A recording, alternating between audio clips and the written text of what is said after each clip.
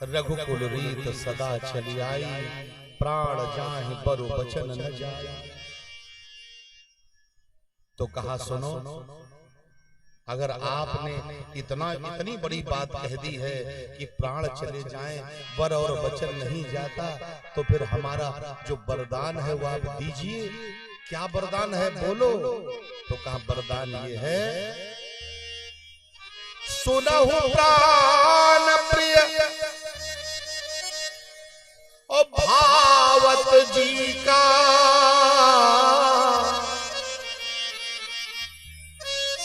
देहु एक बर भरत ही टीका, देहु एक बर भरत ही टीका। अगर देना चाहते हो तो पहला वरदान ये है कि हमारे भरत को राजा बनाइए। राजा दशरथ कुछ देर के लिए स्तब्ध हो गए, कुछ देर के लिए स्तब्ध हुए, और उसके बाद सोच करके बोले, चलो कोई बात नहीं, अगर इस बात से तुम संतुष्ट हो कि राम राजा न बने भरत राजा बने तो कोई बात नहीं है, राम राजा नहीं बनेगा। अरे मेरा बेटा भरत भी तो है, मैंने इसलिए इस परंपरा का निर्वहन किया क्योंकि ज्येष्ठ को राजा बनाया जाता है। चलो कोई बात नहीं है, अगर तुम्हारी ये इच्छा है तो मेरा बेटा भरत राजा बनेगा। महाराज अभी तो एक ही वरदान मांगा है मैंने, अरे तो दूसरा भी मांग लो। का दूसरा ये है कि तापस वेश। जब तपस्वी वेश कहा तो महाराज कांपने लगे, ये क्या कहने वाली है? तापस वेश विशेष उदासी, तपस्वी वेश और विशेष उदासी। विशेष उदासी माने ऐसा उदासी जो जितने दिन के लिए वनवास जाए उतने दिन किसी गांव या घर में न जाए, जंगल में ही रहे और सदैव उदासीन रहे। हंसना भी मना है, खुशियां मनाना मना है, उदासीन रहे। तापस वेश और विशेष उदासी, और 14 बरस राम बनवासी।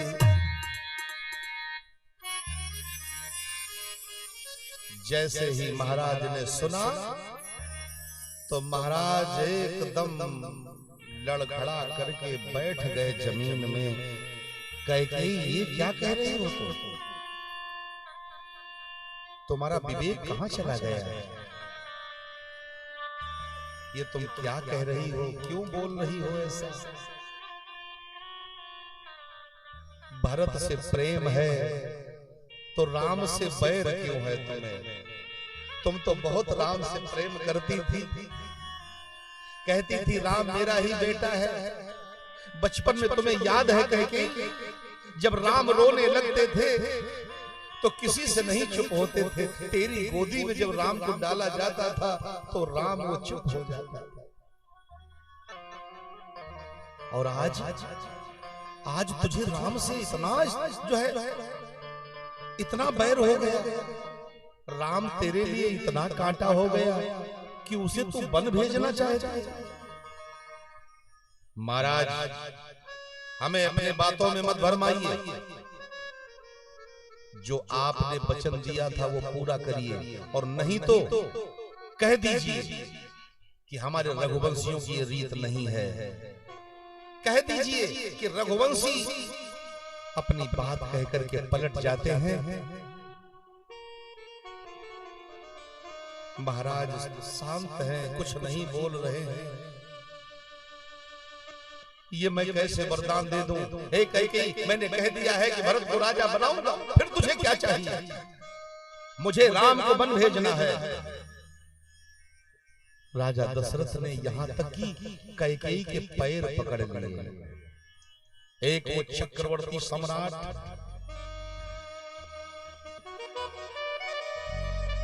जिसके नाम का डंका सारे संसार में बजता है। आज वो सम्राट एक साधारण स्त्री के चरणों में लेट गया, पैर पकड़ करके गिड़गिड़ाने लगा, ए कैकेयी तू ये वरदान वापस ले ले, तेरे लल्ला को मैं राजा बना दूंगा, मैं भरत को राजा बना दूंगा, मेरे राम को मुझसे अलग मत कर। कैकेयी ने पैर पकड़े थे राजा दशरथ, कैकेयी ने पैर से ही राजा दशरथ को धक्का दे दिया। फिर बढ़कर के पैर पकड़ने जा रहे हैं, कैकेयी पीछे हट गई। मुझे आप अपना वचन दीजिए।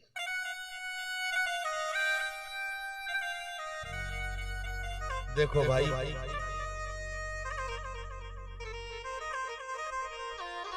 यहां पर कैकेयी भी अपनी जगह पर सही है। इस रामचरितमानस में कोई पात्र गलत नहीं है,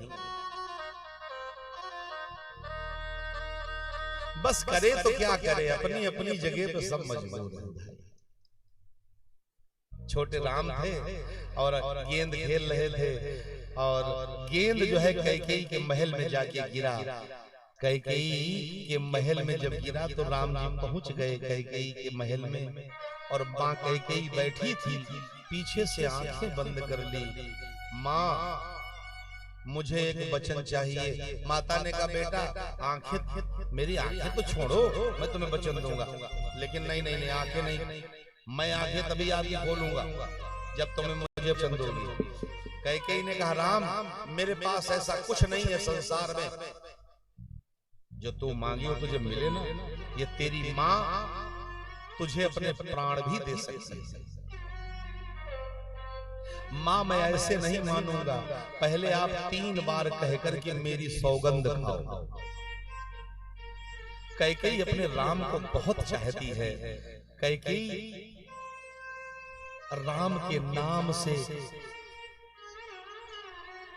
जब तक राम को कैकेयी गोदी में नहीं उठा करके एक बार खिला लेती है, दुलार कर लेती है, तब तक कैकेयी कहती है मुझे ऐसा लगता है कि सारे संसार में मुझे मेरा जीवन मुझे भार लगता है, मेरा ही राम है। ये भरत कौशल्या, ये भरत तुम्हारा, ये मेरा राम है। भरत को इतना प्रेम भले ही न करती हो, किंतु राम के लिए कैकेयी। आज राम कहने लगे आप मेरे सौगंध खा करके कहो, तो कैकेयी ने कहा बेटा तू ऐसे ही मांग ले, तेरा मेरा वचन ही सौगंध के बराबर है। नहीं आप वचन दीजिए, आप सौगंध खाइए। तो कैकेयी ने राम की सौगंध खाई। बेटा मैं तेरी सौगंध खा के कहती हूँ, तू जो मांगेगा सो मिलेगा। तो राम ने कहा मां जब इस अयोध्या का राजा बनाने के लिए महाराज दशरथ हमारे पिताजी हमारे नाम की घोषणा करें, तो तुम मुझे राजा न बनने देना। मेरे लिए तो 14 वर्षों का वनवास मांग लेना। कैकेयी अचेत होकर के गिर पड़ी। राम ने जगाया, मां आंखें खोलो। जब आंखें खोली तो आंसुओं के पनारे बहने लगे। कह रही है कि ये क्या कर रहे हो बेटा, क्या ये संसार हमें कभी माफ करेगा? इस कैकेयी को तुम कितना कलंकित कर रहे हो राम। क्या आज के बाद कोई माता पिता अपनी बेटी का नाम कैकेयी रखेगा? ये मेरे चेहरे को तुम क्यों काला कर दोगे राम? चैन से मैं संसार में जी नहीं पाऊंगी। मुझे क्षमा कर दो बेटा, मैं ऐसा नहीं कर सकती। राम ने कहा कि मां तुमने मेरी सौगंध खाई है। कैकेयी ने कहा राम तुमको मैं ही मिली थी पूरी अयोध्या में, क्या कोई और नहीं है? राम ने कहा, माँ, जिसके मजबूत कंधे होते हैं उसी के ऊपर तो बोझ रखा जाता है। तो जिससे मजबूत हृदय वाला मुझे इस अयोध्या में कोई नहीं मिला। माँ, अब ये तेरी जिम्मेदारी है। राम जब उधर से चलने लगे तो माँ ने पकड़ करके अपने राम को हृदय से लगा लिया और क्या बोली, राम, ये वचन जब मैं पूरा करूंगी तो मैं विधवा हो जाऊंगी, क्योंकि तुम्हारे पिताजी जीवित नहीं रह पाएंगे तुम्हारे बिना। राम, मैं विधवा हो जाऊंगी, मैं कलंकिनी हो जाऊंगी, मुझे लोग पापिनी कहेंगे, मुझे चंडालिनी का रूप कहा जाएगा। और एक बात समझ रहे हो राम, मेरा बेटा भी मुझसे दूर हो जाएगा। इस संसार में कभी कोई माता पिता अपनी बेटी का नाम कैकेयी नहीं रखेगा। क्या ये तुम्हें मंजूर है तेरी माँ इतना गिर जाए? राम ने कहा, माँ, तुझे इस पृथ्वी के संकट को मिटाने के लिए किसी को तो बलिदान होना ही पड़ेगा। राधे राधे। इतना कहकर के राम ने कह दिया, माँ, अब ये तेरी जिम्मेदारी है, तू जाने। उसी दिन से कैकेयी रात रात भर नींद नहीं आती। कभी कभी रोने लगती है बैठ करके। जब कोई पूछता है तो बहाने ना देती है। क्या करूं, कोई यतन नहीं है, आज वही दिन आ गया। कैकेयी का अभिनय देखो, राजा की उस दीनता को देख करके कैकेयी जरा भी, कैकेयी के आंखों में ममता नहीं आई। बस पूरी रात विवाद होता रहा। कैकेयी का बस यही जिद है कि मुझे दोनों वरदान दिए जाए। राजा रोने लगे, जिए मीन बरु बारी बिहीना, मन बिनु फन को जिए दुख दीना। कहाओ स्वभाव छल मन माही, जीवन मोर राम बिनु नाही।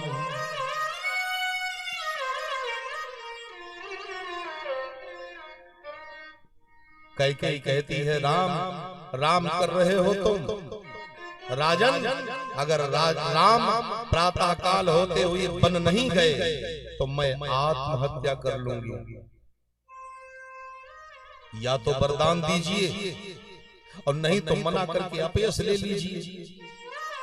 मुझे ज्यादा प्रपंच अच्छा नहीं लगता। कैकेयी के वचनों को सुनकर के राजा दशरथ जी ने कैकेयी को बहुत समझाया। जब नहीं मानी तब दशरथ जी महाराज उसके चरणों को पकड़ करके विनती करते हैं, फिर भी नहीं मानी।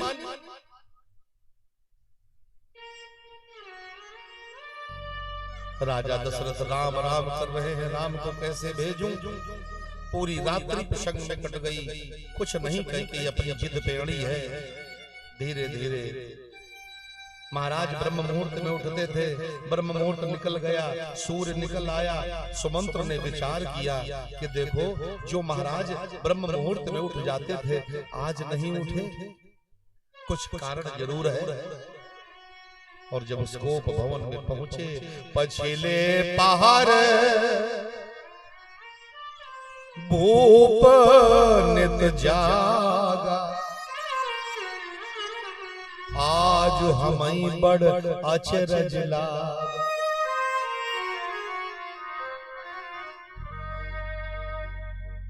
आज सुमंत्र ने जाकर के जब जगाया,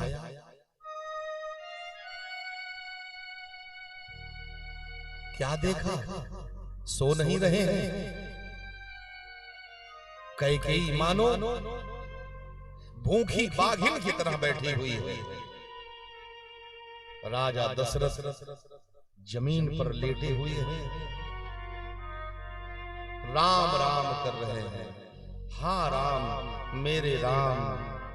सुमंत्र जब पहुंचे तो महाराज ने कहा, जाओ सुमंत्र राम को बुला के।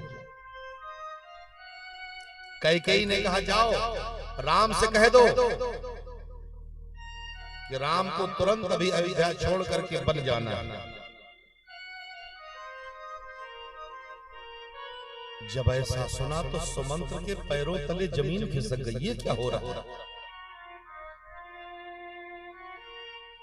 देखो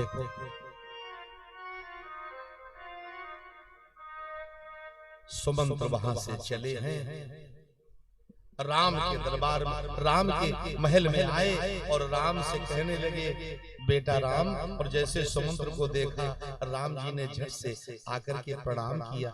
बताइए बताइए मंत्री जी। सुमंत्र ने कहा, बेटा राम, तुम्हें महाराज जी ने बुलाया है। अरे आपने किसी से कहलवा भेजा होता, आपने तकलीफ क्यों की? और ऐसा कह करके राम जी ने सुमंत्र को ढांढस बंधाया और चल पड़े राम जी। और राम जी जब आकर के उसको भवन में पहुंचे तो पिताजी की हालत को देखा, माता जी को देखा, तो देख करके राम जी बोले, माँ पिताजी को क्या हुआ है? कैकेयी ने कहा, कुछ नहीं, बस थोड़ा सा ऐसे ही मैंने तुम्हारे लिए 14 वर्ष का वनवास मांगा है राम, तुम्हें अयोध्या छोड़ करके जाना है। ऐसा सुनकर के इन्हें थोड़ा दुख हुआ है, इसीलिए जमीन पे लेटे हैं। ये तो एक आध बार चेत भी हो गए, लेकिन अब ठीक हैं। और जैसे ही दशरथ ने सर उठा करके देखा, बेटा तुम इसकी बात मत मानना, ये तो पागलों की भांति बक रही है कि राम को बन जाना है। अरे मेरा राम बन नहीं जाएगा, मेरा राम बन नहीं जाएगा। कैकेयी ने कहा, राम इनकी बातों में मत आइए, इन्होंने हमें वचन दिया है, 2 वरदान देने को कहा था, वो वरदान मांगे हैं इन्होंने, और मैंने वरदान जो मांगे वो दिए हैं इन्होंने, और तुम्हें वनवास जाना है। राम ने तुरंत प्रणाम किया और प्रणाम करके महाराज दशरथ को प्रणाम किया। पिताजी मुझे आशीर्वाद दो, मैं आपके वचन पर खरा उतरूं। दशरथ ने कहा, नहीं बेटा, नहीं, तुम्हें वन नहीं जाना है। नहीं पिताजी मुझे आशीर्वाद दीजिए। प्रणाम करके माता पिता को निकले। सुमंत्र से दशरथ ने कहा, जाओ जाकर के राम को वन दिखा करके वापस ले आओ, मैं समझ जाऊंगा मैंने वरदान दे दिया, मेरा पूरा हो गया। इधर लक्ष्मण को पता चला, लक्ष्मण ने झट से दौड़ करके आए, भैया बन जा रहे हैं, ओहो बन जा रहे हैं प्रभु, और मैं यहाँ महलों में रहूं? ऐसा नहीं हो सकता। आकर के राम जी से जिद करने लगे। राम ने कहा, लक्ष्मण तुम मत जाओ, माता पिता की सेवा करो। नहीं भैया, मुझे आप ही के चरणों में चलना है, आप ही की सेवा, आप ही माता हो, आप ही पिता, मुझे जाना, मुझे यहाँ नहीं रुकना है। तो जाओ, जाकर के अपनी माता जो है माता सुमित्रा से आदेश लेकर के आओ। लक्ष्मण सुमित्रा माता के पास पहुंचे हैं। सुमित्रा ने जैसे सुना, अयोध्या में जैसे खबर फैली, चारों तरफ त्राहिमाम होने लगा, ये क्या हो रहा है? अभी तो रास्ते तक होने वाला था, अब राम वन को जा रहे हैं। सारे अयोध्या वासी निकल पड़े और इधर लक्ष्मण पहुंचे हैं अपनी माता सुमित्रा के पास। सुमित्रा से कहा, मां मुझे बड़े भैया राम के साथ में बन जाना है।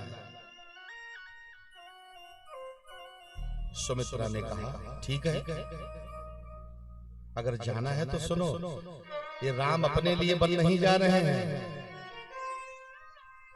ये राम जा रहे हैं तुम्हारे लिए। बेटा लक्ष्मण, तुम्हारे भाग राम बन जाही,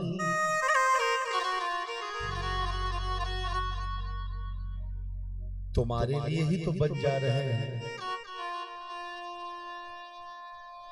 अवर हे तो कछ दूसर ना,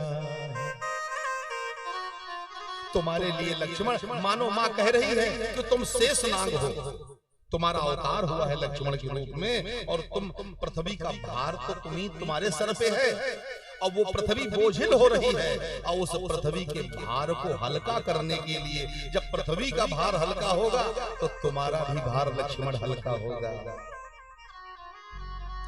तुम्हारे हे तो राम बन जाही, दूसर है तो तात कछ नाही। और दूसरा भाव ये है, माता कहती है कि तुम्हारे लिए जा रहे हैं, अरे तुम्हें यह सौभाग्य प्राप्त होगा, राम की सेवा करोगे 14 वर्ष। उर्मिला को पता चला कि मेरे पति बन जा रहे हैं, तो उसने जब सुना कि राम जी की सेवा में जा रहे हैं मेरे पति देव, तो उसे कोई कष्ट नहीं हुआ, कोई बात नहीं, बड़े भैया की सेवा में जा रहे हैं, ये तो अच्छी बात है। उसने आरती सजाई, और आरती सजा करके और गेट पर खड़ी हो गई, मेरे पति आएंगे तो मैं आरती उतार करके विदा करूंगी। लेकिन लक्ष्मण माता सुमित्रा से ही आदेश लेकर के राम जी के पास पहुंच गए, उर्मिला के पास पहुंचे ही नहीं। उर्मिला 14 वर्षों तक वो दीपक जलाए खड़ी रही।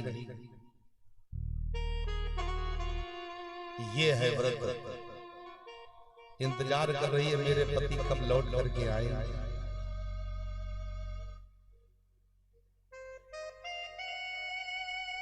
राम जी ने सीता से कहा, सीता ने कहा प्रभु हमें भी चलना है। राम जी ने बहुत समझाया, वहां कंटक वन में तुम कैसे चलोगी, इतनी सुकुमारी हो, वहां हिंसक पशु होंगे, पैरों में कांटे चुभेंगे, भयानक अंधेरी रात्रि होगी, बारिश होगी, बिजली कड़केगी, तुम डर जाओगी, परेशान होगी। घर में रह करके, चाहे यहाँ रहो चाहे जनकपुरी में रहो, तुम मत जाओ, माता पिता की सेवा करो। सीता ने स्पष्ट कह दिया, जी अबिनु देह नदी बिनु वारी, तैसे ही नाथ पुरुष बिनु नारी। आपके बिना हमारा महत्व क्या है, क्या मूल्य है मेरा, मुझे तो आपके साथ ही चलना है। जैसे ये शरीर बिना आत्मा के बेकार है, नदी में पानी न हो उसका क्या महत्व है, ऐसे ही एक स्त्री के जीवन में पति का महत्व होता है। पति नहीं है तो क्या उसका महत्व है, इसलिए मुझे आपके साथ ही चलना है।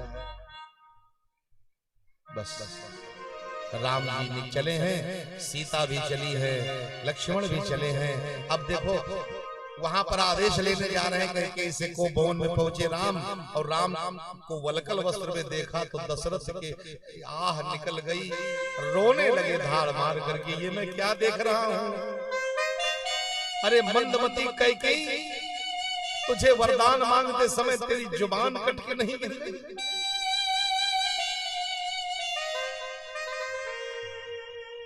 राम तुम वन मत जाना, ये मंदमती है, ये दुष्ट है, इस पापिनी के कहने से तुम वन मत जाना। राम ने प्रणाम किया, सीता को देख करके दशरथ चिल्ला रहे हैं, हाय मैं अभागा, ये जीवित रह करके मैं क्या देख रहा हूं। जनक को मैंने क्या वचन दिया था कि तुम्हारी बेटियों को कभी दुख का आभास नहीं होगा, स्वप्न में भी तुम्हारी बेटियां कभी दुख का आभास नहीं करेंगी। जनक ये तुम्हारी बेटियां नहीं, ये सब मेरी बेटियां हैं। ये बहुएं नहीं बेटियां हैं। आज मैं क्या देख रहा हूं, ये मेरी बहू सीता बन जा रही है। बेटी तुम मत जाओ, मैं के ससुरे सकल सुख रहो जहां मनुमान। चाहे जहां रहो, चाहे मायके में रहो, चाहे ससुरे में रहो, कहीं भी रहो, बेटी तुम जंगल मत जाओ। लेकिन सीता ने कोई जवाब नहीं दिया। पिताजी मुझे जाना है। लक्ष्मण को देखा, तीनों चल पड़े, राम लक्ष्मण सीता रथ पे बैठे हैं। और जैसे ही महल से निकले, हजारों लाखों की भीड़ सामने खड़ी है। जहां राम वहीं मैं भी जाऊंगा, जहां राम है वहीं अयोध्या है, मुझे यहां नहीं रुकना है। तो राम जी समझाते रहे, कोई नहीं माना। रथ पर बैठ करके राम जी चले, सारे अयोध्यावासी पीछे पीछे चल पड़े। जहां राम जाएंगे वहीं जाऊंगा। चलते चलते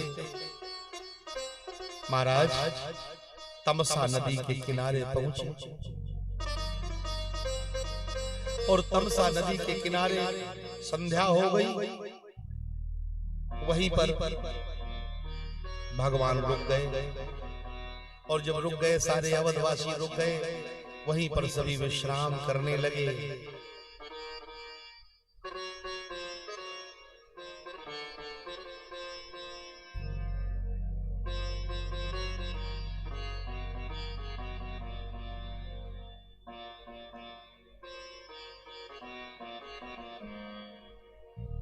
सभी सो गए। राम जी ने विचार किया कि इन सबको लेकर के मैं कहां जाऊंगा।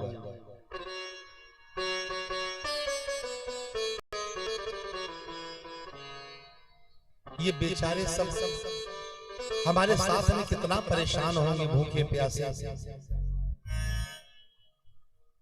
सभी जब सो गए तो राम ने धीरे से सुमंत्र को इशारा किया और कहा, मंत्रीवर चलो। अब इनको सबको यहीं सोने दो, यहां से छोड़ करके हमको जाना ही पड़ेगा।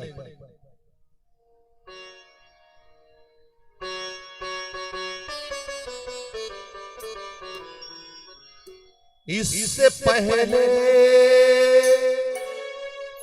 कि जाग सब जाएं, मोह माया में हृदय भर जाए।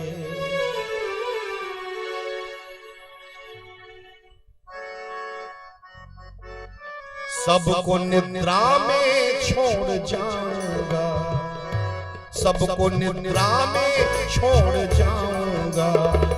रिश्ता ममता से तोड़ जाऊंगा, रिश्ता ममता से तोड़ जाऊंगा। इससे पहले कि जाग सब जाए, मोह माया में हृदय भर जाए। इससे पहले कि जाग सब जाए, मोह माया में हृदय भर जाए। सबको निद्रा में छोड़ जाऊंगा, रिश्ता ममता से तोड़ जाऊंगा, रिश्ता ममता से तोड़ जाऊंगा, रिश्ता ममता से तोड़ जाऊंगा।